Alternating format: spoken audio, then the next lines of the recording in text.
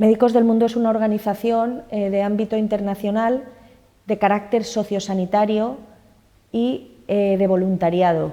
Trabajamos para mejorar el derecho a la salud de todas las personas vulnerables o excluidas y tenemos implantación en todo el mundo, ya sea a través de proyectos o países donde tenemos una sede, y también tenemos un trabajo a nivel local. Estamos situados en 12 o 13 sedes autonómicas en el ámbito estatal.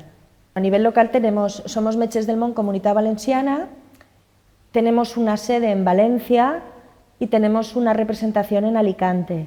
En ambos lugares, tenemos un espacio físico habilitado donde trabajamos proyectos de inclusión social.